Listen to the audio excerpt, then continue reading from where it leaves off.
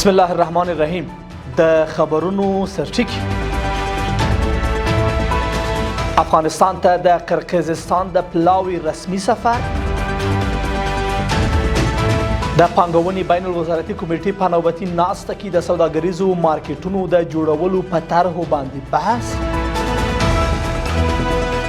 او پاکستان ته د افغانستان د تجارتي بندرونو د بندیدلو له امله د 4.5 میلیارد ډالرو تاوان.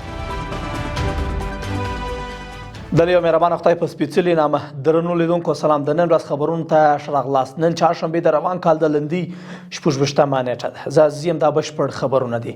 افغانستان ته د قرقیزستان د پلاوي رسمي سفر سره هممهاله په افغانستان کې د قرقیزستان هیواد د سوداګري خونه د صنعت او سوداګري وزیر نورالدین عزیزي او د قرقیزستان د صنعت او سوداګري وزیر بیکیت صدیقوف په حضور کې پرانستل شوه. د صنعت او سوداګري وزارت د قرقیزستان هیواد د سوداګري خونې پرانستل د افغانستان او قرقیزستان ترمنځ اقتصادي اړیکو د پیاوړتیا لپاره یو مهم ګام بللی دی.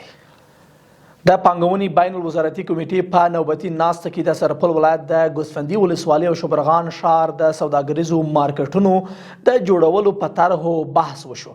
د ریاست الوزرا اقتصادي معاونیت وایي چې په دې ناسته کې ټاکل شوې کمیټې ته دنده وسپارل شوه ترڅو د یادو طرحو له هر اړخیزه تحلیل وروسته خپل وروستي راپور د پانګونې بین الوزارتي کمیټې ته وړاندې کړي. بل خبردار چې د عدلیې وزارت وایي د ځمکو له غصب څخه د مخنیوي او د غصب شویو ځمکو او راګرځولو کمیسیون د روان لمریز کال له پیل راهیسې په ټول هیواد کې تر غصب او غیر شرعي تصرفاتو لاندې نږدې 260,000 جریبه ځمکه د سندونو او مدارکو له مخې امارتي فیصله کړې ده. د یاد وزارت په وینا په دې موده کې د څار ځایونه د سروي او تشخیص هیئت چې د اعلی قدر امیر المؤمنین حفظه الله تعالی د حکم پر بنسټ د ځمکو له غصب سره د مخنیوي کمیسیون لخوا توظیف شوی دی.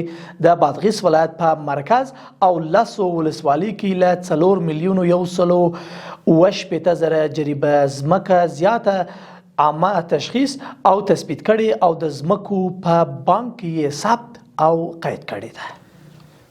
او روسي خبردار چې دان پاکستاني ورځپاڼې د افغانستان او پاکستان د ګډې سوداګري او صنعت خونې د مسؤلینو له قوله راپور ورکړی چې له افغانستان سره د پاکستان د سوداګریزو لارو تړل کېدل تر اوسه د پاکستان سوداګري ته 4.5 میلیارد ډالر زیان اړولی دی. د یادې خونې مسؤلین خبردار ورکړی چې که دا وضعیت دوام ومومي نو فصلي صادرات په ځانګړي ډول د پاکستان کینو او کچالو به هم د 200 میلیون ډالرو له زیان سره مخ شي.